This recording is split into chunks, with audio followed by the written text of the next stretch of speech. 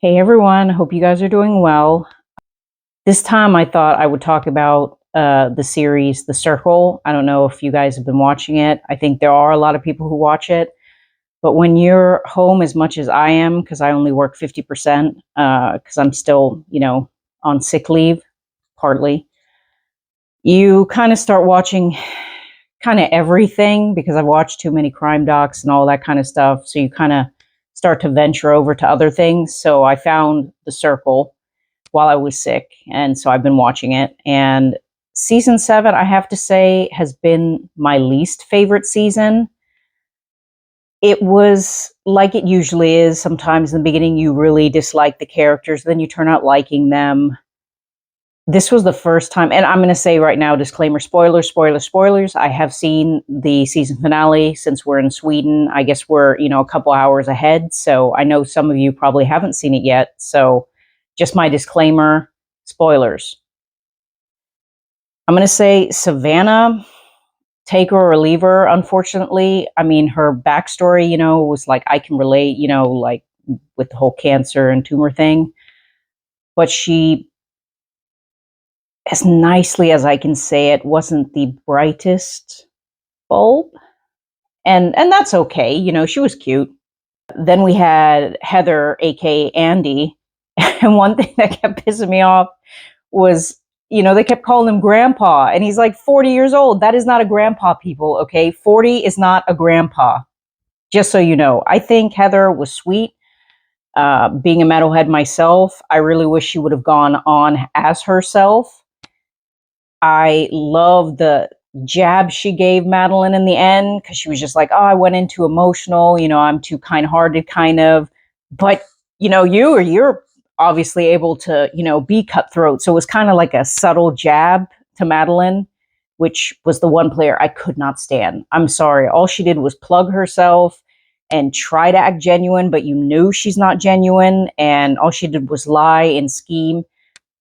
And the circle, one thing that you should take from the circle is that you don't have to lie and scheme and be someone else to win the circle. I think that's the whole point of it, is being yourself. So I still don't understand why there's so many catfish that come into the game. But I guess, insecurities run deep, to each his own. Darian, I felt bad for him. He put his trust in the wrong person, which ultimately got him cut. I would like to see him turning out with Jadeja. I thought she was a genuine character. I liked her. I wouldn't have been upset with her winning the money. Like, I thought she was also she seemed like a really kind-hearted person. Then we had Garrett.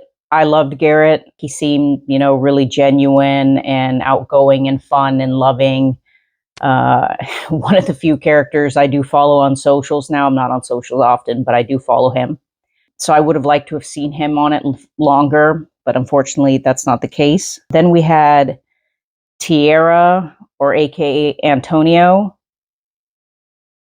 Came in hot, had an attitude, acted like they were the main character when they weren't. I don't think, like, it was one of those characters where it was like I would forget that they were an actual player. I don't know if you guys had the same opinion as me, but I would constantly forget that Tierra was an actual player until he showed up again, and it was like, you're still here. Then we had Rachel. Honestly, could not stand Rachel in the beginning. Just something about her rubbed me the wrong way. It was kind of one of those like, okay, you're in your 50s, act like it a little bit, because like I get it if you're playing a catfish that you have to, act 26 and all that, but it was all the on-camera stuff that the other players weren't seeing that kind of made me, it was cringy to me. I'm sorry. She did play a good game.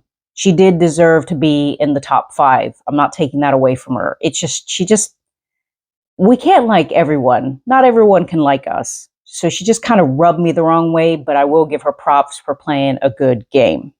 Then we had Kevin. Another player that rubbed me the wrong way from the beginning.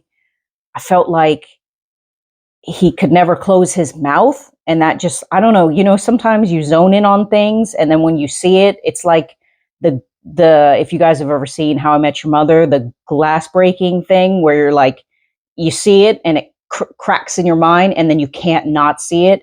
He had his mouth open the entire time. I don't know if he maybe had braces before or something like that going on. But Kevin was also a very like he said himself, he's a salesman. So I just kind of, would you trust sale? I mean, they're known for trying to manipulate you. So that was kind of like a red flag for me. And then we had Gianna, and Gianna deserved to win. The twins deserved to win. They played a absolutely great game. I'm actually happy that they won.